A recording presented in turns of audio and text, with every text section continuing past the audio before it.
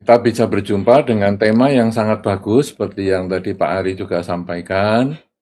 Tema kita tentang bagaimana mengubah ketakutan Benar-benar. menjadi ketangguhan spiritual. Dan mungkin kalau yang tadi Pak Putu sampaikan bahwa di media-media YouTube banyak yang tema semacam ini, karena memang ini sangat menarik. Dan banyak orang cenderungnya kalau sudah takut itu kemudian berhenti, lari. Padahal kalau di dalam Dhamma kita tuh kalau takut justru kita harus mengatasi ketakutan kita. Bukan kemudian kita lari sembunyi atau mungkin kita tidak berani menghadapi ketakutan kita sendiri. Kita kan harus mencari penyebab takut. Kalau di dalam Dhamma kan begitu. Dhamma kan menyebutkan bahwa diri sendiri adalah pelindung bagi diri sendiri. Orang yang takut itu berarti dia tidak menganggap dirinya ini sebagai pelindung, atau dia merasa dirinya tidak kuat untuk menjadi pelindung. Nah, karena itu tema ini sangat menarik karena kita nanti bisa melihat bahwa di dalam Dhamma justru kita didorong dengan keras supaya kita berani ngadepi kesulitan kita itu. Kalau di beberapa negara Buddhis yang pernah saya tahu ya, kalau biku-biku itu masuk ke satu wihara atau mungkin mau bermalam di wihara itu mungkin semalam atau 2 malam, atau mungkin juga waktu yang lama, atau mungkin malah berpuasa di situ. Biasanya biku-biku itu kita semacam apa ya, mungkin mendapatkan informasi dulu. Biku ini kayaknya penakut atau enggak ya? Wah, biku ini penakut nih. Kan biku juga bisa takut ya, karena namanya biku kan orang yang menggunakan jubah tapi kan belum sempurna sehingga bisa masih ada rasa takut. Nah, jadi kalau kita ada wihara hutan yang besar, puluhan hektar, kemudian jumlah bikunya cuma sedikit, itu memang noleh kanan, noleh kiri, itu nggak ada orang. Pohon semua. Nah, kemudian biku ini kalau penakut, itu justru ditempatkan di tempat yang dikatakan atau dipercaya angker. Jadi, oh, kamu mau bermalam di sini ya? Oke, bisa. Itu di ujung sana. Ujung putihnya nanti ujung sana ya. Jadi waktu diantar itu aja jauh sekali.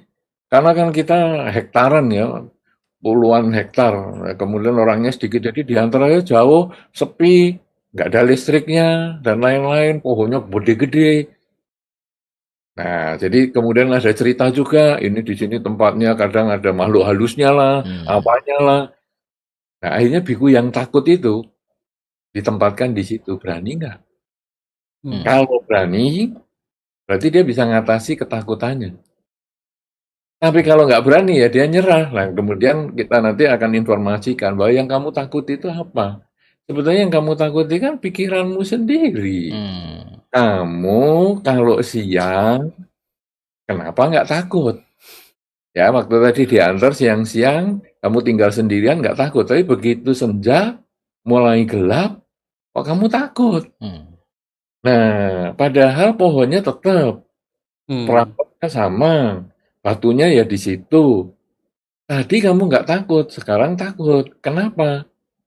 Nah, karena tadi ketika siang atau masih terang, kamu masih bisa melihat. Sehingga kamu merasa tidak takut. Tetapi ketika malam sudah gelap, lampunya terbatas, penerangannya terbatas, kemudian kamu daya penglihatannya terbatas, akhirnya kamu takut. Jadi yang bikin takut bukan tempatnya, tetapi pikirannya. Itu pernah juga ada satu wihara yang kebetulan umatnya datang bermalam. Wah, udah capek sekali bermalam, kemudian ya dia langsung tidur. Pagi buka jendela, tempat kamarnya umat itu, buka jendela, dilihat bawahnya adalah kuburan, jadi tetangga. Wihara itu di samping kuburan. Dan umat tersebut yang semalam itu bisa tidur nyenyak, malam ini setelah tahu sampingnya kuburan, dia tidak bisa tidur nyenyak lagi. Dia sudah kepikiran, ini samping kuburan nih. Nanti kalau ada makhluk tahu-tahu nyebrang ke sini gimana dan seterusnya. Nah, jadi dari sini lebih membuktikan lagi kalau cerita biku tadi itu membuktikan bahwa pikirannya yang membuat dia takut. Nah, sekarang yang umat ini membuktikan lebih jelas lagi. Tadi malam dia nggak takut. Dia langsung tidur karena dia datang sudah agak gelap, jadi dia nggak bisa lihat situasi biara, jendelanya juga sudah tertutup, dia bisa tidur dengan nyenyak. Tapi hari ini setelah pagi dia melihat di samping masalah ataupun di samping tempat dia tidur itu tadi adalah kuburan, dia jadi nggak berani tidur lagi malam ini. Artinya apa? Artinya ini semua permainan pikiran. Nah, oleh karena itu, kalau sekarang kita punya tema mengubah ketakutan menjadi ketangguhan spiritual, maka kita sekarang perlu melihat sumber-sumber ketakutan itu. Nah, jadi sebetulnya kita juga melihat hewan itu juga ada rasa takutnya. Mungkin kalau di wihara yang ada tikus mungkin, ya kadang-kadang kalau kita lihat kucing mengejar tikus, sampai tikusnya itu terpojok, dia sudah tidak bisa lari, di puncak ketakutannya, tikus itu jadi berani. Dia langsung menghadap kucingnya, dan dia siap bertempur sampai mati. Karena puncak takut itu, dia menjadi berani. Demikian pula, kalau sekarang misalnya manusia. Saya pernah mendapat ataupun pernah mendapat informasi ya tentang cerita seorang ibu yang sedang menggendong anaknya, kemudian dirampok. Nah, rampoknya ini mau bacok. Ketika ibu ini saking takutnya supaya anaknya ini tidak terbacok, ya dia di tubuhnya inilah yang dijadikan alat untuk menahan bacokan itu dan dia akhirnya luka parah. Tetapi anaknya selamat. Ketakutan itu ketika sudah memuncak, dia menjadi keberanian. Nah, sekarang dalam kehidupan kita ini, kalau tadi diceritakan tentang kondisi kehidupan yang selalu berubah, hidup kita ini memang ada lahir, tua, sakit, dan mati. Ini sebagai kata-kata umum di dalam perubahan. Yang kadang-kadang orang menganggap lahir, tua, sakit, dan mati itu masih berhubungan dengan makhluk. Karena hanya makhluk yang lahir, yang tua, yang sakit, dan mati. Tapi sebetulnya lahir, tua, sakit, dan mati itu juga berhubungan dengan benda-benda. Jadi misalnya, kita membangun rumah. Itu berarti kita melahirkan rumah yang pada waktunya nanti dia mengalami sakit. Rumah kalau sakit itu gimana? Ya mungkin ada retak-retak, kemudian mungkin butuh dicat, karena catnya sudah pudar, mungkin pintu-pintunya juga mungkin perlu diberi minyak engselnya, dan lain sebagainya. Itu adalah penyakitnya. Kemudian tuanya bagaimana? Ya mungkin sampai ganti atap ya, karena keropos sudah di bagian atapnya ini, misalnya penyangga atapnya sudah keropos karena bukan dari baja misalnya, dari kayu, ataupun dari bambu kadang-kadang, ya kita harus ganti, kita turunkan gentengnya, kemudian kita perbaiki. Jadi ternyata rumah itu pun mengalami kelahiran ketika dibangun, kemudian sakit ketika butuh diperbaiki, dicat dan sebagainya, kemudian mengalami ketuaan, ganti kap, mungkin pintu juga diganti, slotnya juga mungkin sudah diganti karena sudah tidak bisa diputar lagi, misalnya slot kunci, dan akhirnya mengalami kematian, yaitu rumah itu rubuh, hancur, sehingga harus dibangun ulang dan seterusnya. Jadi tua, sakit, dan mati itu ternyata juga berhubungan dengan benda-benda. Artinya sekarang seluruh dunia dengan isinya, baik manusia maupun bukan, hewan ataupun benda-benda, semuanya mengalami tua, sakit, dan mati. Bahkan nanti bumi kita pun akan mengalami tua, sakit, dan mati. Matinya bumi adalah kiamat, yang tentu akan terlahir kembali, terbentuk kembali, menjadi bentukan bumi yang baru lagi. Demikian seterusnya. Jadi sekarang, perubahan ini pasti terjadi. Dan kalau kita lihat riwayat Sang Buddha, yang nanti sebentar lagi kita akan peringati sebagai Trisuci Waisak.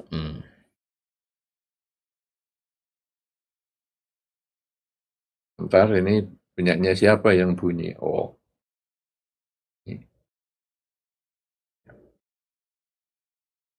Nah, jadi sekarang yang akan kita peringati adalah Waisak. Waisak, tentu kita sudah sering mengulang riwayat Pangeran Siddhartha sampai mencapai kesucian dan mengajarkan Dhamma sampai beliau wafat.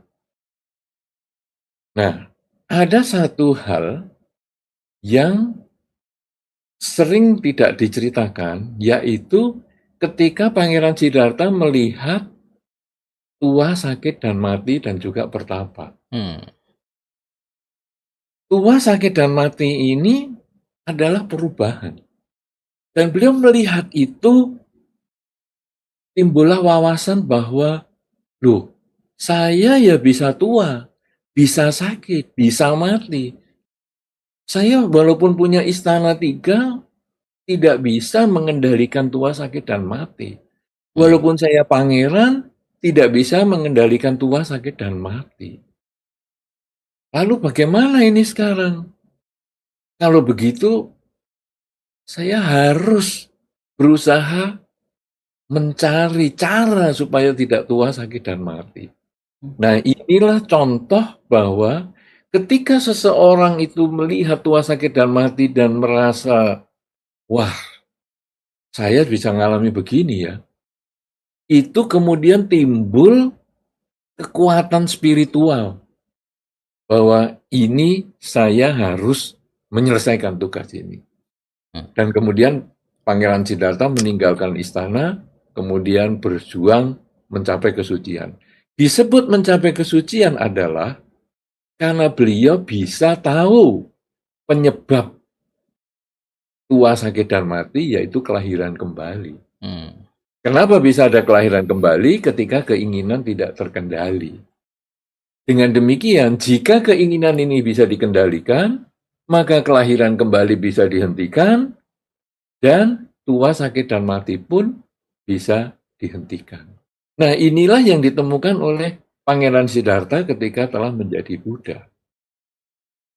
Kalau sudah demikian, berarti ajaran Sang Buddha ini adalah ajaran tentang bagaimana melihat hidup itu adalah perubahan dan bagaimana mengatasi atau menyikapi perubahan tersebut. Artinya sekarang, kalau tadi kita tema awalnya adalah mengubah ketakutan menjadi ketangguhan spiritual, dan tadi dikatakan bahwa saya banyak cerita tentang hal ini di berbagai kesempatan, karena memang ini adalah intisari ajaran Sang Buddha. Bahwa ajaran Sang Buddha itu melihat ketidakkekalan, tahu penyebabnya, kenapa saya itu stres dengan ketidakkekalan, kenapa saya gelisah dengan ketidakkekalan, kenapa saya cemas dan takut terhadap ketidakkekalan, maka caranya adalah pengendalian keinginan, karena keinginan mempertahankan posisi tertentu, itulah yang menimbulkan stres, kecemasan, ketakutan. Kalau tadi misalnya contoh membangun rumah, takut rumahnya ini tahu-tahu misalnya harus direnov pada tahun ini, karena saya punya keterbatasan anggaran, misalnya saya harus kecat ulang pada tahun ini, saya takut itu. Maka timbullah kegelisahan, kecemasan, ketakutan. Ketika terjadi gempa dan saya takut rumah saya rubuh, maka timbullah ketakutan. Semua itu sumbernya adalah keinginan kita. Ingin mempertahankan, kalau bisa jangan ngecat tahun inilah. Kalau bisa jangan direnov tahun inilah. Kalau bisa ada gempa ya tetap kuatlah. Kenyataan hidup adalah perubahan. Kita tidak bisa mengubah kenyataan. Yang kita ubah adalah keinginan. Nah, ini yang diajarkan Sang Buddha tentang pelepasan keinginan. Nah, bagaimana cara melepaskan keinginan sekarang? Kalau kita sekarang sudah tahu bahwa sumber ketakutan itu hanya dari diri kita, dan kita sendiri yang harus bisa menyelesaikan, karena diri sendiri adalah pelindung bagi diri sendiri, maka sekarang kita harus berusaha melepas keinginan. Tapi bagaimana melepas keinginan? Melepas keinginan yang paling sederhana adalah mengembangkan kerelaan materi. Kerelaan materi itu sangat sederhana. Kenapa? Karena kerelaan materi itu saya punya materi, saya bisa bagikan. Itu sangat sederhana sekali. Saya punya baju, saya bisa berikan kepada mereka yang membutuhkan. Saya punya makanan, saya bisa berikan kepada mereka yang membutuhkan. Nah, tetapi di balik kerelaan ini, sebetulnya di dalam sistem Dhamma, menanamkan di dalam pikiran kita, di dalam bawah sadar kita, memprogram bawah sadar kita, bahwa segala sesuatu yang kita senangi dan cintai itu bisa terlepas dari diri kita. Baju yang saya senangi, pakaian yang saya senangi, ketika diminta oleh saudara saya atau mereka yang lebih membutuhkan, saya bisa lepaskan. Melepas yang saya senangi. Ketika makanan ini enak, saya punya makanan ini enak, tetapi ada keluarga yang masih membutuhkan, lebih membutuhkan, dan saya bisa berbagi, atau mungkin saya memberikan keseluruhannya, maka sesungguhnya saya sudah mengurangi keinginan, menanamkan di dalam batin saya mengurangi keinginan. Kalau materi-materi ini sudah saya biasa untuk kurangi keinginan saya, kemelekatan saya bisa melihat ketidakkekalan pada materi, baju yang tadi milik saya bisa saya berikan kepada orang lain, makanan yang tadi milik saya bisa bagikan kepada orang lain, maka sesungguhnya pola pikir kita yang mulai berubah. Bahwa bukan hanya materi yang bisa kita berikan, tetapi sebetulnya yang justru bukan materi, yaitu ego kita, keakuan kita.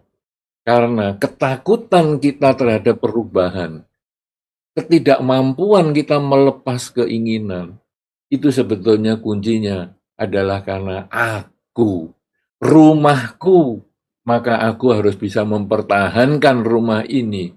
Tidak perlu dicat tahun ini, tidak perlu direnovasi tahun ini. Padahal kenyataan rumah ini bukan milikku. Rumah ini hanya paduan unsur. Nah, sekarang badanku adalah ini badanku. Aku tidak mau sakit. Aku tidak mau tua.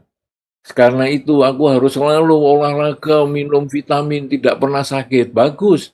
Olahraga, minum vitamin, kontrol dokter, ya kontrol kesehatan, sesering mungkin misalnya, secara rutin misalnya, itu bagus. Tetapi bukan berarti kita kemudian tidak pernah sakit.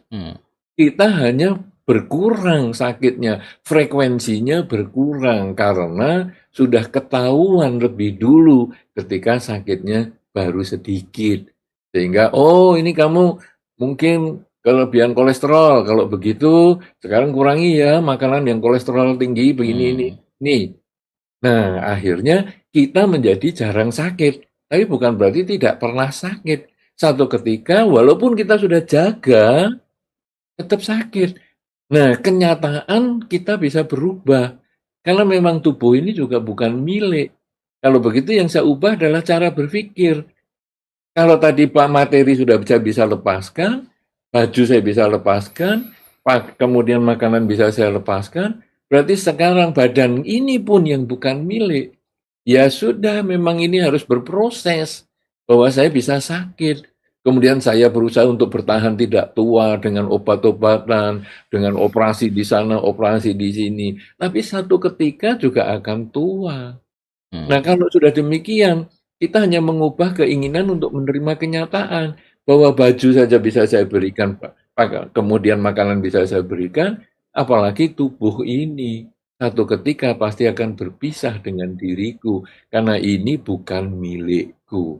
Nah, ketika kita menyadari semua ini, bahkan ketika kematian harus datang pada diri kita, kesadaran bahwa keinginan yang harus diubah bukan kenyataan bahwa hari ini aku akan meninggal. Inilah yang bisa membuat terjadinya pelepasan total. Sehingga jika kita bisa melepaskan sama sekali keinginan kita, maka kelahiran kembali pun akan berhenti. Kekuatan ketangguhan spiritual ini dimulai dengan memahami ketidakkekalan, kemudian dilatih dengan pelepasan berupa materi, yang akhirnya pelepasan ego kita. Tetapi pelepasan ego ini membutuhkan pengertian yang dalam.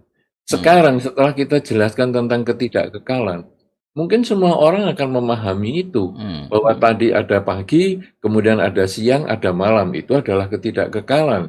Ada pagi kemudian pohon masih hijau daunnya, kemudian sore kemudian daunnya menjadi coklat, kemudian besok menguning, dan kemudian rontok pada sore harinya. Kita semua tahu hal itu. Tapi apakah kita memahami bahwa hal itu bisa terjadi pada diri kita? Ketika Pangeran Siddhartha umur 29 tahun, melihat tua, sakit, dan mati, kita semua juga tahu tua, sakit, dan mati. Siapa yang diantara kita nggak ada yang tahu? Semua tahu tua, sakit, dan mati. Tapi kenapa tidak muncul ketangguhan spiritual? Kenapa Pangeran Siddhartha yang jenius juga umur 29 tahun baru muncul ketangguhan spiritualnya? Loh, ternyata manusia bisa tua, sakit, dan mati. Karena memahami kenyataan bahwa kita bisa berubah, itu butuh pelepasan ego. Karena itu, kalaupun kita sudah ketemu tua, sakit, dan mati, setiap hari kita pergi ke rumah sakit, membacakan parita, dan sebagainya. Tetapi ketika kita masih belum tahu bahwa tua, sakit, dan mati itu ada di dalam diri kita, bahkan barang-barang milik kita pun bisa tua, sakit, dan mati. Dan kita tidak nyesel ketika HP kita menjadi rusak, ketika laptop kita menjadi hilang, dan lain sebagainya, karena kita tahu itu tua, sakit, dan mati, maka kita belum memahami yang sesungguhnya. Kita hanya tahu tua, sakit, dan mati, tapi kita tidak memahami tua, sakit, dan mati. Di dalam Dhamma, itu adalah berada sangat dekat, tak lapuk oleh waktu. Tua, sakit, dan mati itu ada di sekitar kita, di diri kita juga. Tapi kesadaran untuk menerima itu membutuhkan wawasan yang luas. Pangeran Siddhartha umur 29 tahun. Kita umur puluhan tahun mungkin belum memahami bahwa tua, sakit, dan mati itu bisa terjadi pada diri kita dan sekitar kita. Tapi kalau kita sudah memahami, muncullah ketangguhan spiritual, kemudian kerelaan materi bisa berubah menjadi kerelaan ego kita, maka pelepasan yang sesungguhnya menjadi kenyataan, dan akhirnya ketika perubahan itu terjadi, kondisi dunia itu berubah, kita bisa mengerti, dan kita bisa menerima itu sebagaimana adanya, dan akhirnya pelepasan keinginan ini pun akan berakhir pada pelepasan kelahiran kembali. Inilah yang mungkin sebagai pengantar tema kita, mengubah ketakutan menjadi ketangguhan spiritual. Mudah-mudahan bisa memancing diskusi kita untuk memperdalam wawasan kita dan pemahaman kita agar kita mengerti hidup tidak kekal dengan lebih baik. Terima kasih, silakan. Baik, terima kasih Bante atas pengantar yang luar biasa sekali. Oh ya Bante, tadi Bante sudah memberikan pengantar yang luar biasa sekali. Nah, kami melihat bahwa kondisi kehidupan yang selalu mengalami perubahan ini yang menjadi ketakutan bagi setiap orang. Lantas Bante, apakah ketakutan ini memang sesuatu yang wajar atau lumrah ya? Karena hampir sebagian besar orang itu pasti memiliki ketakutan Bante terhadap setiap perubahan yang terjadi. Apalagi yang hakikatnya tadi itu adalah lahir, tua, sakit, dan mati. Karena hampir tidak ada orang yang yang tidak takut akan kematian Bante. Apakah ini ketakutan ini wajar, Bante? Ya, ketakutan itu wajar ya. Oh iya, Bante. Jadi orang atau bahkan bayi pun mengalami takut, hewan pun takut. Ya tadi yang saya sampaikan, hewan saja takut.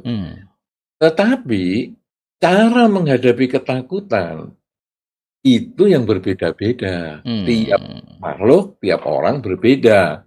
Jadi kalau misalnya binatang ada yang takut langsung lari, itu juga ada. Manusia takut langsung lari juga ada. Tetapi ada juga hewan yang takut, puncak takut adalah dia berani, seperti contoh tikus tadi. Berani dia, bisa. Orang juga bisa. Puncaknya takut seperti ibu tadi, kemudian yang menggendong anaknya dibacok, dia sudah nggak mikir dirinya lagi, dia langsung jadikan tubuhnya sebagai pelindung untuk anaknya. Itu bisa. Nah, karena itu umat Buddha memberikan solusi ataupun ajaran Sang Buddha memberikan solusi, yaitu melihat rasa takut itu sumbernya dari mana. Tadi sudah kita jelaskan kan, bahwa misalnya dari mata melihat sampingnya kuburan, timbul rasa takut, itu wajar sekali. Tapi kalau sampai dia pulang dari wihara masih membawa takutnya, itu berarti dia belum memahami ajaran Sang Buddha, bahwa sesungguhnya pikiran ini bisa diperbaiki. Beberapa orang yang belajar meditasi di Bodhigiri, Oh iya, Bante. takut dengan gelap. Ya, kita justru di Bodhigiri itu belajar meditasinya justru di tempat gelap, di bawah pohon dan lain sebagainya, di pojok-pojok dan sendirian. Nah, mereka yang punya rasa takut sering saya sampaikan begini, kamu yang takut, mulailah meditasi ketika siang. Kamu takut enggak? Enggak. Nah, ini kan aneh. Siang dan malam apa bedanya? Nah, tapi dia takut malam. Oke, kalau begitu begini. Kamu mulai dari terang, kamu tetap meditasi di situ. Kemudian nanti sudah mulai senja, kamu tidak usah meditasi, kamu berdiam diri, boleh berdiri, berdiam diri, lalu membuka mata. Sehingga apa yang kamu takutkan itu nanti tidak muncul. Kenapa? Karena waktu kalau kita menutup mata, daun bodi itu tertiup angin, dia seperti sandal yang diseret. Sehingga seret. Dikira orang jalan di belakangnya atau di sampingnya. Dia takut. Nah, maka dia buka mata dulu. Buka mata sudah bisa. Oke, tutup. Kaget buka mata lagi. Nggak usah dihitung meditasi. Itu kamu beranikan diri dulu. Buka lagi, tutup. Buka, tutup. Nanti semakin lama nutupnya makin waktunya lebih panjang. Dan akhirnya dia berani. Dan besok paginya dia bisa ngomong, ada lagi tempat yang lebih menakutkan? Kenapa demikian? Karena dia sudah bisa mengatasi pikirannya sendiri. Jadi, di dalam Dhamma ini memberikan salah satu alternatif solusi, cara berani punya ketangguhan spiritual itu adalah mengamati pikirannya sendiri. Melihat ketidakkekalan itu. Jadi, ya sudah, ini memang sudah gelap. Tadi siang saya berani, sekarang sudah gelap. Ya hadapi aja. Dengan cara melihat perubahan itu, akhirnya orang itu mulai punya ketangguhan spiritual. Perlahan-lahan tentunya. Nanti pulang bisa takut lagi. Nanti kapan tahun depan latihan lagi, bangkitkan lagi. Sampai menjadi kebiasaan sebagai orang yang tangguh spiritualnya melihat perubahan. Baik Bante, terima kasih Bante. Seperti yang sudah Bante jelaskan bahwa ketakutan ini kan apalagi sudah pada titik ekstrimnya ya Bante ya, orang itu akan berani begitu. Tapi kebanyakan manusia kan tidak sampai, sering kali nggak sampai titik ekstrim itu Bante. Apalagi misalnya, misalnya dengan contoh seperti ini, kalau misalnya saya ingin bangkit tangguh mental saya, spiritual saya, kan nggak harus bangkrut dulu dong gitu Bante ya. Kita kan menghindari itu ya Bante ya. Ya meskipun pada kasus tertentu ya itu menjadi modal penting bagi keberanian spiritual. Nah, kita juga sering kali menghindari ketakutan-ketakutan yang akan terjadi di masa depan begitu Bante. Nah, Dan juga tadi sudah dicatat kalau misalnya setiap orang itu berbeda-beda cara menghadapi ketakutannya. Nah, dan semua orang tuh tahu takut itu adalah sebuah kengerian begitu ya Bante ya. Tetapi dalam kenyataannya masih saja banyak manusia, mungkin juga termasuk saya, itu menganggap bahwa apa yang menjadi penyebab ketakutan atau sesuatu yang takut itu sering kita anggap ya sudah biasa saja begitu. Bagaimana sebenarnya itu untuk menyadarkan lah, membuka pengetahuan kita bahwa apa yang sedang kita lakukan ini adalah sebenarnya menuju pada kehancuran kita sendiri, sehingga itu harus perlu ditakuti dan untuk mengantisipasi kehidupan yang agar tidak terjadi kehancuran yang lebih masif lagi begitu Bante. Ya, jadi memang kita tidak perlu harus mengalami ketakutan yang ekstrim, yang sampai mengancam kehidupan kita. Ya, tidak perlu seperti itu. Tetapi yang tadi juga seperti yang Pak Putu sampaikan ya, bahwa kita itu kan bisa belajar dari masyarakat lain ya, jadi lingkungan. Jadi seperti misalnya kalau ada orang bangkrut, apa saya harus ikut bangkrut dulu kan ya? Jangan. Jadi kalau sekarang ada orang kesetrum mati, apakah saya juga untuk membuktikan bahwa di situ ada aliran listrik, saya juga harus pegang dan mati juga kan? Enggak juga. Tapi dari pengalaman orang itu, kemudian kita belajar untuk menjadi lebih baik. Itu saya sepakat dengan itu. Nah, kuncinya ini adalah pemahaman bahwa hidup tidak kekal.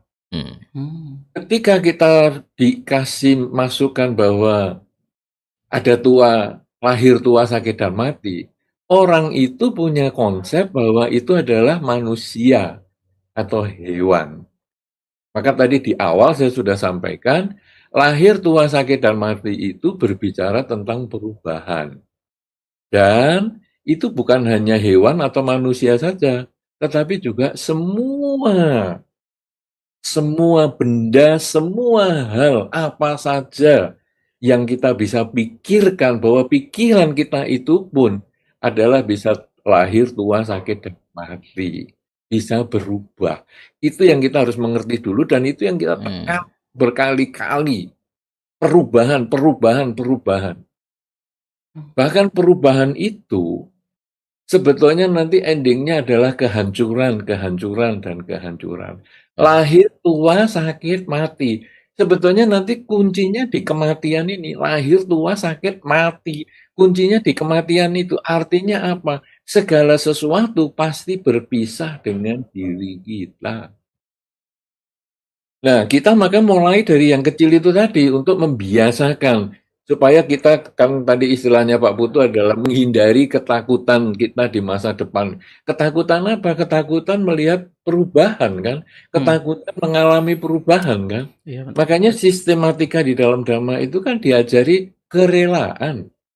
Dari sejak kecil kan sudah ada kerelaan dari anak sekolah minggu, pergi ke sekolah minggu diajari kerelaan. Oh, nanti uang sakunya kasih ya kalau ke kotak dana.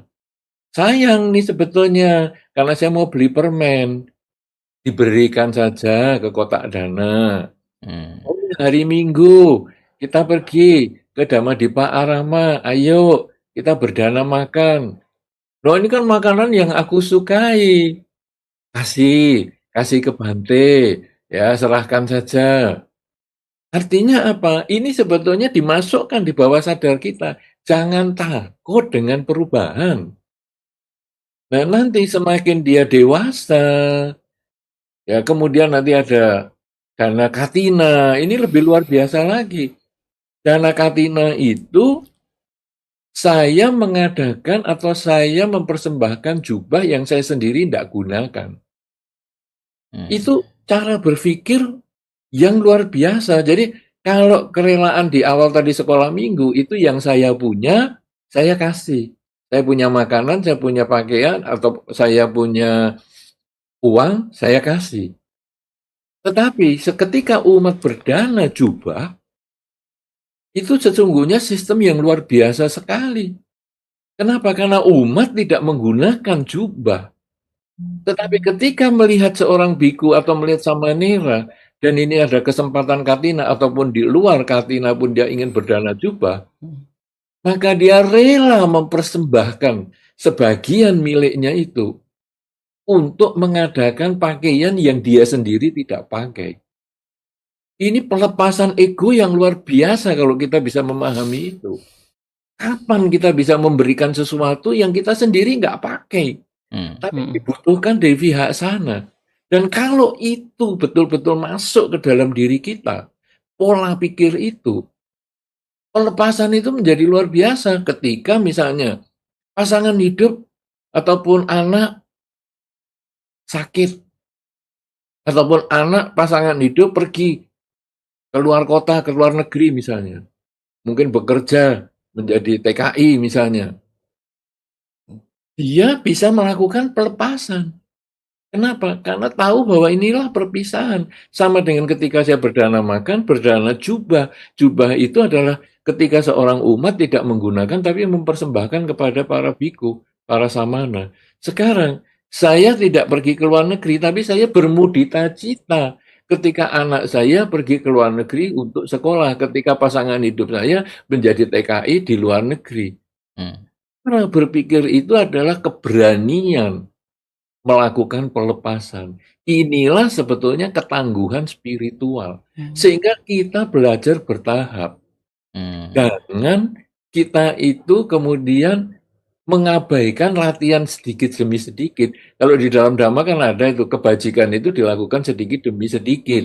Jika nanti seperti air yang akan menetes semalaman, itu satu tempayan juga akan penuh. Nah, artinya apa ini? Bahwa kita tidak belajar tuh langsung mengubah watak kita, memperbaiki ego kita, melepas ego kita itu tidak mudah. Dia butuh latihan dari kecil tadi, mulai dari sekolah minggu. Dan itu sistem di dalam Dhamma ini luar biasa sekali. Membuat kita ada aktivitas untuk berubah. Kita bukan diajar, tapi kita mempraktekkan Dhamma. Makanya kunci Dhamma adalah ehipasiko, datang dan buktikan. Tidak perlu belajar, tetapi buktikan, rasakan, lakukan. Anak kecil ketika mempersembahkan dana makan kepada para biku misalnya, ataupun, anak, ini hari ini kan ulang tahun kamu, ayo kita ke panti asuhan, kita berdana makan di panti asuhan, ayo kita berdana makanan kering, ataupun kita berdana pakaian, ataupun kita memenuhi kebutuhan mereka misalnya, atau karena kita nggak mampu, ya kita berdana tenaga saja di panti asuhan, misalnya kita membersihkan panti asuhan, ya, kemudian kita mungkin memotong rambut, saya kebetulan bisa potong rambut, nah sekarang kita ya memotong rambut, merapikan anak-anak di panti asuhan, misalnya anak yatim piatu itu misalnya. Jadi itu adalah belajar pelepasan, kemampuan mengamati perubahan dan kemampuan menerima perubahan sebagaimana adanya. Karena kunci ajaran Sang Buddha itu adalah hidup ini berubah, terimalah dia sebagaimana adanya. Dan kuncinya ini terima segala apa adanya ini yang diajarkan Sang Buddha 45 tahun.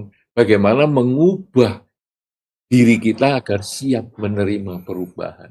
Jadi takut itu wajar, karena itu upaya kita mempertahankan diri. Ya, jadi misalnya ada pisau masuk ke sini nggak takut, saya nggak takut. Saya kira juga aneh juga. Ya, jadi ketakutan itu wajar sebagai upaya kita mempertahankan kehidupan. Tetapi pada waktunya kita juga harus ada pelepasan bahwa ketika apa yang kita inginkan tidak menjadi kenyataan, maka yang diubah adalah keinginan, bukan kenyataannya. Dan itulah sistematika di dalam Dhamma untuk mempersiapkan di masa depan. Ketika ada perubahan besar, misalnya kematian pasangan hidup, kematian anak, kita menjadi siap bahwa kalau tadi saya bisa berdana jubah kepada para biku walaupun saya tidak menggunakan sendiri, itu pola pikir umat, maka ketika sekarang pasangan hidup meninggal, anak meninggal, maka sama dengan tadi dana jubah katina itu, yaitu saya memberikan kesempatan kepada mereka untuk berbahagia di alam kehidupan yang sekarang. Karena itu saya mendoakan mereka supaya mereka berbahagia. Saya tidak menangisi mereka, karena menangisi mereka itu sama dengan saya ketika berdana jubah katina kepada para biku, dan saya menangis, kenapa saya harus memberikan jubah itu kepada para biku. Tetapi saya memberikan dengan penuh senyuman, penuh kebahagiaan, bahkan kadang ada pesan, ini jubah tolong dipakai ya Bante. Artinya penuh pelepasan. Kalau demikian, ketika pasangan hidup meninggal, orang tua meninggal, orang-orang yang kita sayangi meninggal, makhluk ataupun hewan yang kita sayangi meninggal, kita bisa merelakan. Semoga mereka berbahagia di alam kehidupan yang sekarang. Itu adalah ketangguhan spiritual. Dan ketika kita pun satu ketika meninggal, kita melepaskan keluarga kita, melepaskan apa saja yang kita cari selama hidup ini, kita pun akan tahu bahwa inilah waktu yang sudah sesuai untuk saya melakukan pelepasan yang sesungguhnya, yang saya latih dari kecil ketika saya sekolah minggu, yang saya latih ketika saya dewasa berdana makan kepada para biku, dan ketika saya juga bisa berdana jubah kepada sangga, maka saatnya saya berdana apa saja yang saya capai selama hidup ini kepada seluruh keluarga. Semoga mereka bahagia dan akhirnya dengan tersenyum kita meninggalkan kehidupan ini untuk terlahir di alam yang berikutnya. Ketakutan itu telah menjadi ketangguhan spiritual. Wah, saya Ajar, sudah Bante. mendapatkan beberapa note-nya, Bante. Ya betul. Bagaimana kita penghindaran ketakutan itu justru berani menghadapinya gitu ya Bante ya. Menghadapi tadi yang note itu adalah perubahan tadi. Dan berani melepas sesuatu yang kita miliki, baik harta benda sekalipun itu merupakan ego kita sendiri. Di sini artinya bahwa Bante, kalau misalnya saya bisa mengucapkan seperti ini, kalau misalnya seperti itu berarti ada yang ada penerimaan di sana, penerimaan terhadap perubahan, atau dalam artinya penerimaan terhadap penderitaan gitu ya Bante. Dan ini justru tidak mudah loh Bante. Kita pikir itu tidak mudah. Bahkan saya sendiri pun untuk misalnya, saya kan punya anak, ketika saya jauh dari anak, misalnya saya kan di Blitar Bante, itu kadang rasa kangen itu muncul terus gitu, apalagi melihat fotonya dan sebagainya. Tetapi kita nyadari bahwa realitasnya kita harus berpisah terlebih dahulu begitu. Nah, artinya di sini penerimaan itu atau mental untuk siap menerima itu penting loh juga Bante. Bagaimana Bante? Itu bukan hanya penting, menerima kenyataan itu bukan hanya penting, itulah yang harus dimiliki dari awal. Kenyataan itu apa? Kenyataan itu adalah yang terjadi saat ini. Kita itu punya 3 dimensi waktu, yaitu masa lalu, masa sekarang, dan masa yang akan datang. Masa lalu, katakanlah kita tadi mulai, misalnya 1 jam yang lalu, atau mungkin tadi barusan yang disampaikan, mungkin beberapa menit yang lalu atau beberapa saat yang lalu, itu sudah masa lalu. Itu sudah hanya kenangan, hanya di dalam pikiran kita saja, itu hanya kenangan. Kita tidak bisa kembali ke 1 jam yang lalu. Kita tidak bisa kembali ke 1 menit yang lalu. Kita nggak bisa kembali ke beberapa saat yang lalu. Karena jalannya kehidupan ini per saat. Kemudian, masa yang akan datang, ini juga bisa ada, atau mungkin ada, katakanlah 5 menit yang akan datang, 10 menit atau 1 jam yang akan datang, itu akan ada, mungkin ada, walaupun belum tentu ada. Siapa tahu saat ini kita meninggal. Jadi, yang akan datang itu mungkin ada, tapi belum tentu ada. Yang lalu sudah pernah ada. Ya, tapi tinggal kenangan. Berarti yang ada itu hanya saat ini. Justru kemampuan menerima saat ini yang paling penting, luar biasa penting, dan inilah yang ada di dalam Dhamma yang diajarkan agar kita selalu hidup pada saat ini. Ketika kita belajar meditasi, mengamati nafas, nafas masuk, nafas keluar, nafas masuk, nafas keluar, pikiran nanti lari ke masa lalu atau ke masa depan. Dan itu ditarik kembali. Saat ini saya sedang apa? Narik nafas masuk, nafas keluar. Masuk, keluar. Pikiran lari lagi ke masa lalu dan masa depan, tarik lagi. Sampai menjadi kebiasaan di dalam diri kita, bahwa saat ini saya sedang apa. Jadi latihan meditasi duduk diam itu hanya belajar untuk kita membiasakan pikiran saat ini saya sedang apa. Yang paling penting nanti justru setelah latihan meditasi, ketika saya sedang berbicara, saya sadar saat ini sedang berbicara. Ketika saya berpikir, saya sadar saat ini sedang berpikir. Demikian pula ketika saya bekerja, saya sadar saya sedang bekerja. Nah, apakah pikiran masa lampau itu tidak penting atau tidak ada? Penting, karena saat ini kita berasal dari masa lalu. Tetapi masa lalu itu hanya pelajaran. Yang baik kita tingkatkan saat ini, yang buruk kita perbaiki saat ini. Sehingga saat ini menjadi sangat berkualitas hidup kita karena perbaikan masa lalu dan peningkatan yang masa lalu yang sudah dilewati.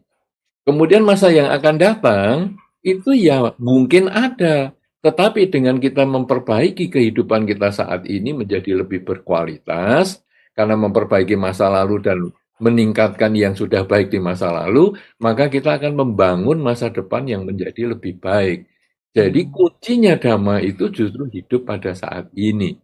Nah, untuk bisa menerima kenyataan, proses yang diperjelas ataupun proses yang harus dialami oleh beberapa orang pada umumnya itu butuh waktu lama.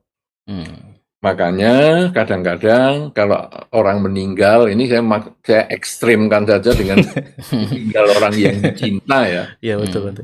Diekstrimkan. Orang yang ditinggal itu biasanya ada masa perkabungan. Katakanlah sampai 3 tahun atau nyewu. Ya, nyewu itu 1000. 3 tahun itu ya kira-kira 1000 hari lah. Nah, artinya apa? Berdasarkan beberapa pengalaman nenek moyang, orang yang kita cintai ketika meninggal dunia, itu kita membutuhkan waktu kurang lebih sampai kita bisa melepas itu antara 3 tahunan itu, 1000 harian. Jadi maksudnya gimana? Hari pertama, waduh kita nangisnya luar biasa, nangis kuat sekali karena kita tidak mau melepas dia.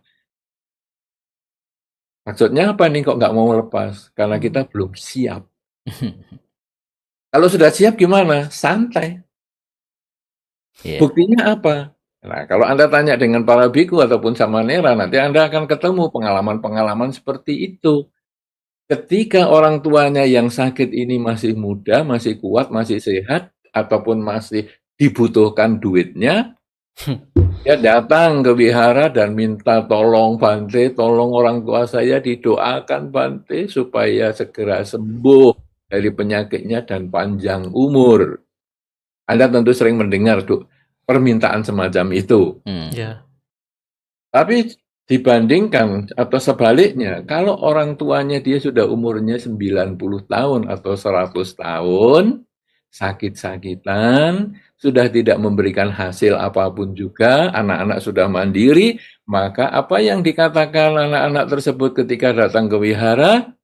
Bante, tolong orang tua saya dibacakan doa Bante, bacakan parita Bante, supaya lancar jalannya. Betul? Apa itu artinya? Kematian tetap kematian. Tetapi kalau kebutuhannya masih ada, dia sulit melepas dan dia menangis bahkan sampai pingsan-pingsan. Tetapi ketika kematian itu datang dan kebutuhannya nggak ada, ya nggak apa-apa. Mati ya sudah. Kita selesaikan semua urusannya. Begitu. Artinya di sini bahwa perpisahan itu tergantung pada keinginan. Nah, makanya dibutuhkan waktu maksimal kira-kira pada umumnya 1000 hari. Ketika kemelekatannya kuat sekali, minggu pertama, minggu kedua, ini kemudian ada peringatan-peringatan ke makam dan lain sebagainya, kemudian datang penghiburan dari teman-teman dan lain sebagainya, membacakan parita dan sebagainya, itu supaya dia lebih menyadari bahwa ini sudah berubah.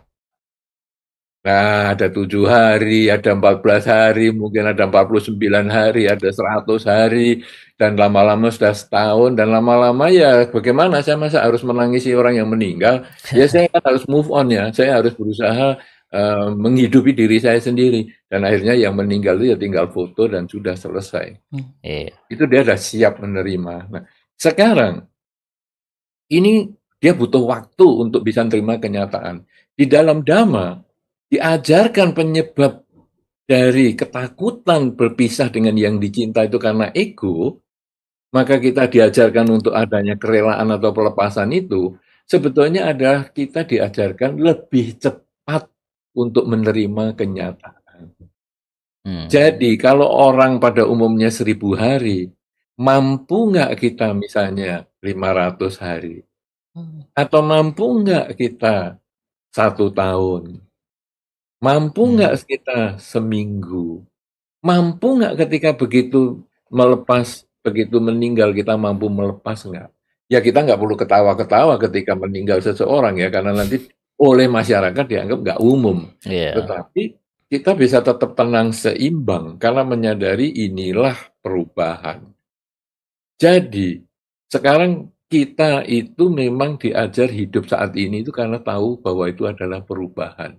Perubahan itu yang buat adalah kita, karena kita membandingkan tadi dan nanti, itu terjadi perubahan. Tapi kalau hidup pada saat ini, apanya yang berubah? Karena kita ada di dalam proses itu sendiri. Kalau saya bandingkan, oh tadi 1 jam yang lalu, saya jadi ada begini ya, nah itulah perubahan, ada pembandingan. Sekarang, kalau kita lihat misalnya hari Senin, Selasa, Rabu, Kamis, dan seterusnya, tanggal 1, 2, 3, dan seterusnya. Apa yang berubah? Bagaimana kita tahu? Itu kan hanya kesepakatan. Bahwa, oh hari ini, hari apa? Senin misalnya. Kenapa? Karena kemarin Minggu, besok Selasa. Tapi begitu kita hanya hidup saat ini, apanya yang berubah? Karena yang hidup adalah saat ini. Kemarin itu saya pernah hidup, tapi saya sudah nggak hidup. Jadi, siapa yang mengalami perubahan? Nggak ada. Karena kemarin kan sudah selesai. Besok saya akan hidup, tapi belum tentu hidup. Hidup adalah saat ini. Nah, apanya yang berubah? Karena saya berada di posisi yang selalu saat ini, saat ini, saat ini. Tidak ada lagi perubahan. Nah, kalau kemampuan untuk ini mampu menerima kenyataan bahwa saat ini saya hidup pada saat ini, maka berarti kita sudah siap menghadapi perubahan karena tidak ada yang berubah. Kita mengatakan ada tua atau lahir lah, katakanlah dulu lahir. Kenapa kita ngomong lahir? Karena dulunya belum ada, sekarang jadi ada. Tapi kalau sudah kita hanya melihat saat ini, ya apanya yang lahir? Semua kan ya memang sudah saat ini toh hidupnya ini. Kita ngalami tua. Kenapa? Karena tadi belum tua, setahun yang lalu belum bentuknya seperti ini, sekarang bentuknya seperti ini. Itu kan perbandingan. Saya mengalami sakit, kenapa? Karena tadi saya sehat, sekarang sakit. Saya mengalami kematian, kenapa? Karena tadi saya hidup, sekarang sudah nggak hidup. Jadi tua, sakit, dan mati itu berbicara tentang perbandingan. Sedangkan Dhamma berbicara tentang hidup pada saat ini. Bisa mengatasi perbandingan itu. Dan bisa menerima kenyataan setiap saat karena tidak ada lagi perbandingan. Batin menjadi tenang seimbang. Nah, jadi sekarang anak jauh dari orang tua, misalnya kangen sama anak. Ini tadi ini curhat juga Anda ya dalam kesempatan kepo ini Anda mengkepoin anak juga. Nah, itu kenapa? Karena Anda bandingkan, seandainya saya bisa memeluk anak itu, menggendong anak itu, alangkah bahagianya. Tetapi ketika Anda pada tahu bahwa hidup adalah saat ini, semua itu menjadi tidak ada di dalam pikiran Anda. Anda hanya fokus pada yang Anda kerjakan. Hmm. Nah, tapi apakah masa lalu itu ya ada, cuma jadi pelajaran. Kadang-kadang dhamma itu kan ngomong hidup saat ini. Beberapa orang mempunyai pengertian yang tidak tepat, menganggap dhamma ini tidak ngurusi masa lalu dan masa depan. Lalu ngawur dong kalau gitu. Nah, tetapi dhamma ini justru melihat masa lalu itu sebagai pelajaran, tapi kita sudah nggak hidup, cuman pernah hidup. Pernah hidup itu kan sudah nggak hidup. Yang akan datang itu akan hidup, tapi kan belum tentu hidup. Karena di dalam dhamma disampaikan orang yang melihat matahari terbit, belum tentu melihat matahari tenggelam, bisa mati dia sudah. Orang yang melihat matahari tenggelam, belum tentu melihat matahari terbit, karena bisa mati di tengah malam. Nah, kalau sudah demikian, berarti hidup adalah saat ini. Dan sudah saat ini, apa yang berubah? Nah, kalau sudah tahu bahwa hidup adalah saat ini dan tidak berubah, lalu apa yang tidak perlu dilekati? Kan semuanya sudah tidak ada yang dilekati lagi. Inilah pencerahan. Tetapi ini teori. Untuk mencapai tingkat itu, tahap-tahapnya itu adalah pelepasan itu tadi. Pengurangan, kerelaan, terus sampai ego kita yang kita relakan. Iya. Menarik. Itu. Menarik sekali Bante. Oh iya Bante. Kadangkala Bante ketika kita berada di satu tempat tertentu yang sedikit ada nuansa atau aura angkernya Bante, kadang kita menjadi merinding, bahkan bulu kuduk kita juga kadang berdiri Bante. Bahkan di masa lalu para biku yang bermeditasi di hutan juga pernah mengalami ketakutan Bante.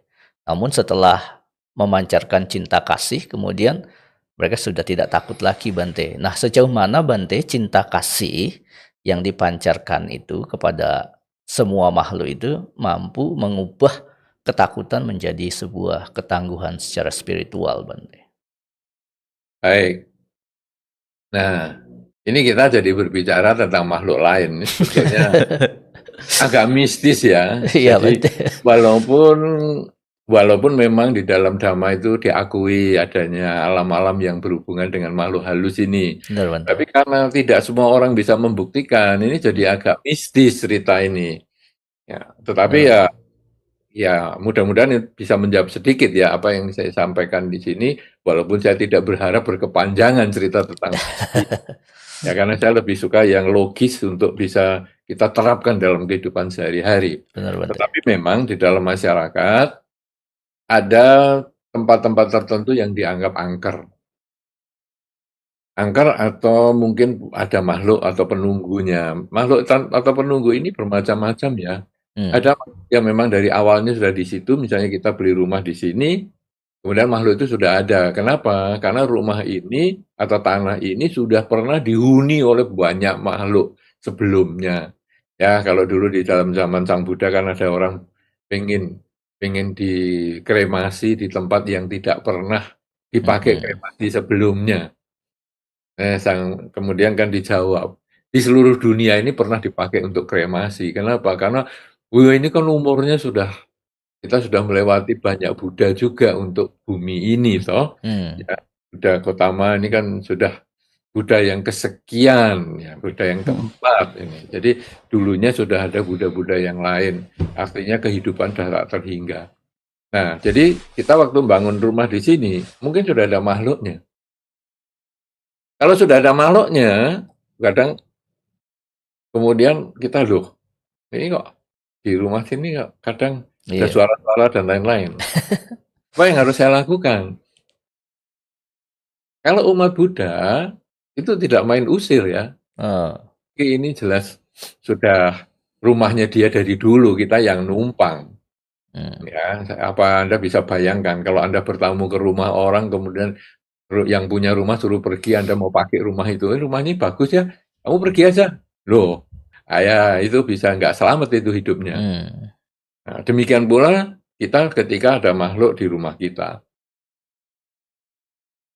Kemudian, wah gimana nih, kita kan nggak main usir. Nah, kita kemudian bacakan parita. Ada benarnya itu. Kita pancarkan cinta kasih. Semoga semua makhluk bahagia. Semoga semua makhluk bahagia. Parita saya nggak hafal, jadi saya mengulang aja. Semoga semua makhluk bahagia. Semoga semua makhluk bahagia. Semoga semua makhluk bahagia. Boleh. Kenapa demikian? Karena ketika saya mengucapkan kalimat semoga semua makhluk bahagia, pikiran saya itu juga hanya satu, yaitu cinta kasih. Pikiran kita itu sama dengan fisik kita. Hanya bisa satu setiap saat. Fisik kita ini bisa duduk, nggak bisa sambil jalan, jalan nggak bisa sambil berdiri, berdiri nggak bisa sambil berbaring. Artinya hanya satu setiap saat. Demikian pula pikiran kita itu hanya satu setiap saat. Ketika kita berpikir baik, kita tidak sempat berpikir buruk. Ketika kita berpikir buruk, nggak sempat berpikir baik.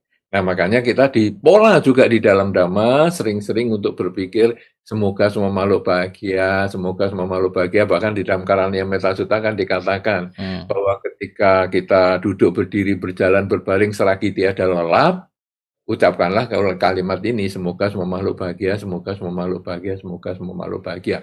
Artinya pikiran kita ini diisi dengan kalimat yang positif. Nah, kalau kita mungkin dulu waktu sekolah di zaman saya sekolah masih ada, nggak tahu di zaman Pak Putu dan Pak Ari sekolah apakah juga masih ada. Itu kalau penggaris yang plastik kita gosok ke rambut.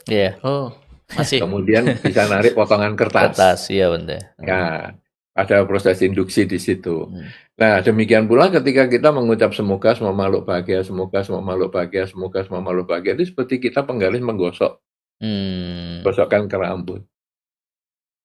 Pikiran kita itu bisa terpancar di sekitar kita. Kalau mungkin Anda ataupun kita semua ini melihat Panji Buddhis, 6 warna, kan dikatakan kan aura Sang Buddha itu.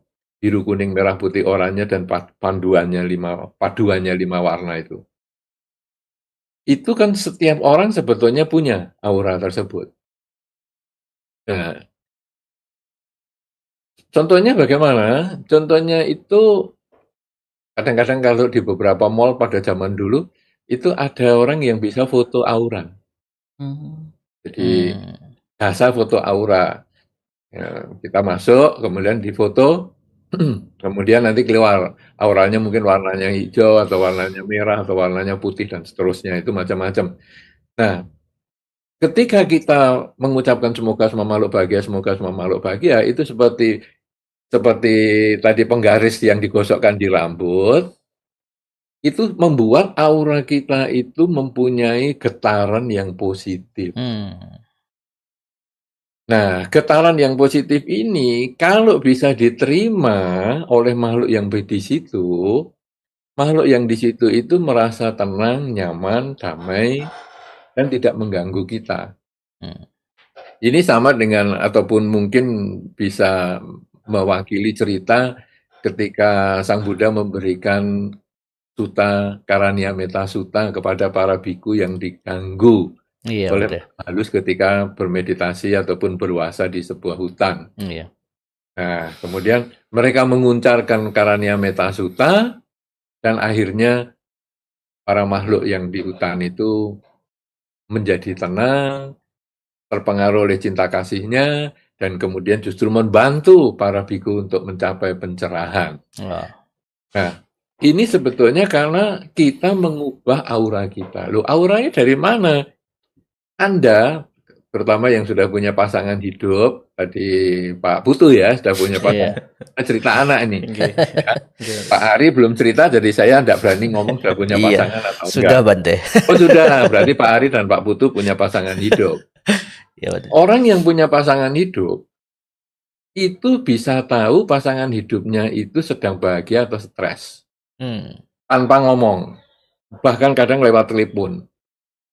Begitu telepon, suaranya dia dibiasakan saja. Atau Anda mungkin dibiasakan ngomong sama pasangan hidup Anda, biasa ngomong, halo, apa kabar, kamu di rumah. Pasangan hidup Anda bisa tahu, kenapa Pak? Ada beban pikiran apa? Pernah Anda ditanya pasangan hidup Anda seperti itu? Sering. Sering. Nah, jadi artinya walaupun Anda tidak ngomong, aura Anda kalau seandainya sekarang tempatnya jauh ya, seperti tadi Blitar dan Malang misalnya, jauh misalnya, itu dia bisa tahu. Kenapa? Karena ada auranya yang bisa tertangkap gelombangnya. Oh. Nah, jadi sekarang manusia itu punya seperti itu. Dan bukan hanya, Mas kok kelihatan sedih toh Mas? Atau Mas kamu kenapa sedih? Enggak, biasa aku kan senyum-senyum. Senyummu palsu itu, kamu nggak ngomong aja. Iya. Nah, nanti akhirnya kita, ya aku nggak mau membebani kamu lah, tapi sebetulnya memang aku punya masalah. Selesai.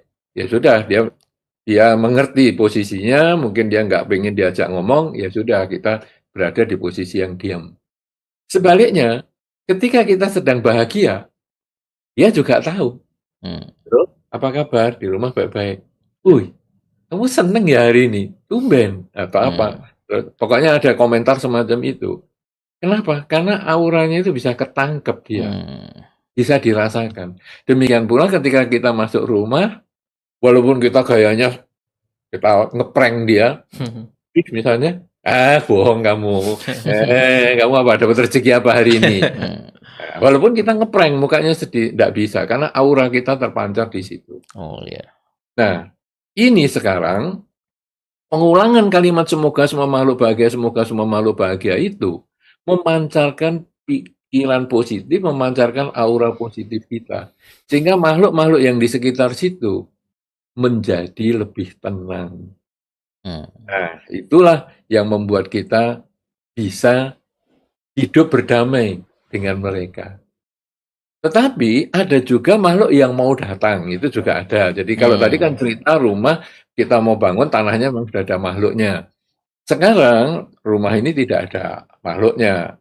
Kemudian ketika saya datang, makhluknya mau masuk ke rumah. Tetapi kalau saya punya pikiran yang positif, semoga semua makhluk bahagia, semoga semua makhluk bahagia ini sering saya ucapkan sepanjang hari ketika saya duduk, berdiri, berjalan, berbaring selagi tiada lelap, saya ucapkan terus, maka rumah saya ini mempunyai aura yang positif. Nah, makhluk yang masuk, akhirnya makhluk yang positif juga. Makhluk yang baik. Makanya kalau Anda mau tahu dhammasala atau ruang sembahyang yang hanya digunakan untuk hal-hal yang positif, mungkin membaca parita dan meditasi, ketika kita masuk ke ruangan itu rasanya nyes, adem, ayem, bahagia. Tetapi ketika ruangan itu digunakan untuk bermacam-macam, ngobrol, makan-makan, minum-minum, dan lain sebagainya, ketika kita masuk ya rasanya biasa-biasa saja. Nah, itu kita bisa rasakan seperti itu. Energinya Rumah kita masuk ke rumah orang yang sering dipakai gegeran atau cekcok rumah tangga, kita masuk situ kok rasanya juga nggak kerasan ya. Sebaliknya kalau rumah itu rumahnya orang yang rumah tangga yang harmonis dan lain sebagainya, itu kita masuk rumah itu juga merasa nyaman. Kenapa? Karena aura ini bukan hanya dipancarkan oleh seseorang, tetapi juga dia bisa menginduksi ruangan tempat dia tinggal. Makanya beberapa orang kadang lalu ada istilah ngalap berkah. Oh iya. Wah, ini tempat tidurnya Bante hebat ini. Aku mau tidur situ juga. Kenapa? Biar terkena auranya. Padahal Bantenya sudah tidak ada, dia tetap begitu. Kenapa? Karena aura ini bisa menempel di lingkungannya. Jadi kalau sekarang makhluknya itu belum ada, ketika kita memancarkan pikiran positif sering-sering, apalagi sekeluarga memancarkan pikiran positif baik-baik, maka yang masuk adalah makhluk yang baik. Tetapi ketika rumah tangga ini diisi dengan pikiran negatif, maki-maki dan sebagainya, maka yang masuk juga makhluk yang tidak baik.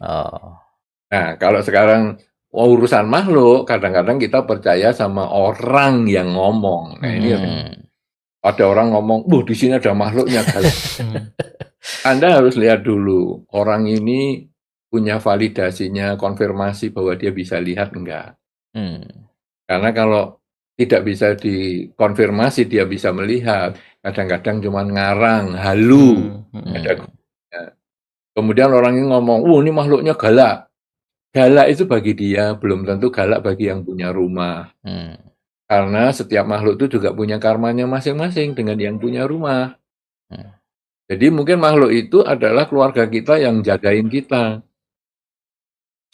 Si paranormal itu mungkin dimusuhi sama makhluk yang jaga kita ini karena mau mengungkapkan kebohongan dia. Jadi dia ngomong, makhluknya galak. Sebetulnya kalau sama kita enggak. Nah, jadi bagaimana sekarang kalau kita mau mengetahui hal itu? Ketika ada orang ngomong rumah Anda ada makhluk atau tempat Anda ada makhluk, selama makhluk itu tidak mengganggu Anda, baik di dalam kesehatan Anda, di dalam ekonomi keluarga Anda, di dalam hubungan rumah tangga Anda, maka makhluk itu adalah baik. Tapi kalau rumah tangga Anda sering diganggu, sering cekcok, walaupun itu juga tentu ada sebabnya, bukan karena makhluk. Kalau nanti rumah tangga yang cekcok, ini mesti ada makhluknya, belum tentu. Tapi kemudian kadang cekcok, kemudian ada penyakit banyak datang, ekonomi keluarga agak amburadul. Dengan berbagai sebab, mungkin salah satunya ada makhluk, maka ya tentu kita perlu memancarkan cinta kasih supaya makhluk-makhluk di situ tidak mengganggu. Dan pemancaran cinta kasih itu pun juga berarti menambah karma baik kita lewat pikiran, ucapan, dan perilaku kita. Dengan kebajikan yang lebih banyak, tentu kebahagiaan pun akan kita dapatkan. Itu tentang Terima kasih, Bante. makhluk. Silakan, Pak Putu, ada pertanyaan dari siapa? Oh, Henry dari kota Surabaya. Dari Surabaya, Bante.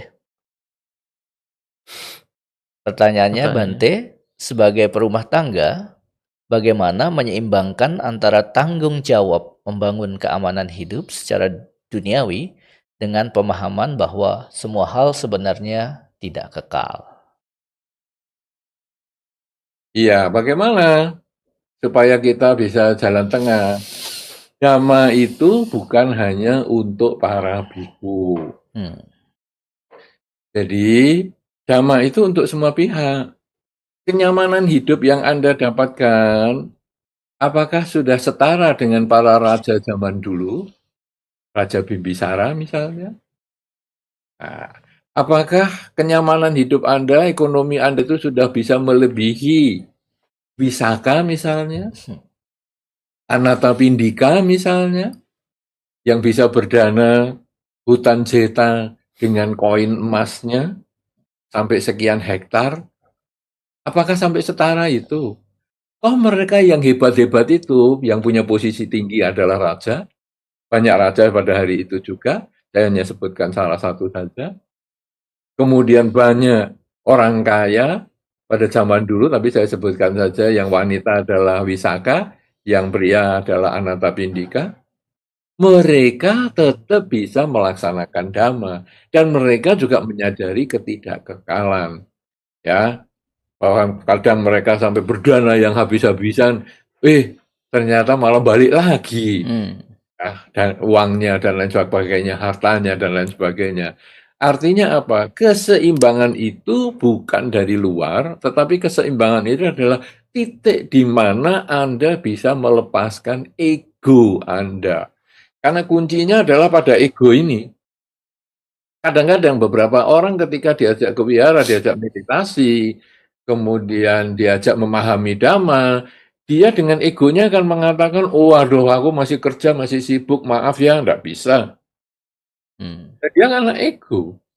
Apakah kamu kerja itu 24 jam? Kan tidak juga. Oh iya, saya kan bagi dengan keluarga, dengan yang lain-lain, betul. Tetapi apakah belajar Dhamma, pagi bangun tidur, malam mau tidur, 15 menit berduduk bermeditasi, apakah itu sulit? Kita itu pasti tidur dan kemudian bangun setiap hari. Apakah tidurnya panjang atau pendek, kesulitan tidur atau tidak, itu urusan lain. Tapi kita pasti ada tidur dan kita bangun. Gunakan waktu 15 menit sebelum tidur minimal, dan juga setelah bangun tidur 15 menit minimal, mengamati saat ini saya sedang apa. Jadi kita duduk dengan tenang, kemudian mengamati nafas yang masuk dan keluar ini. Saat ini saya sedang memasukkan nafas. Saat ini saya sedang mengeluarkan nafas. Saat ini saya memasukkan nafas, mengeluarkan nafas. Ini sebetulnya kita dibiasakan belajar hidup pada saat ini. Supaya apa? Supaya menyadari tentang ketidakkekalan itu. Bahwa apa yang saya cari satu ketika pasti akan saya tinggalkan. Ketika ada orang meninggal, tidak pernah dia membawa hartanya. Bahkan sepatunya pun dibelikan yang baru dan yang tidak terlalu mahal. Bukan sepatu yang biasa dia pakai selama hidupnya.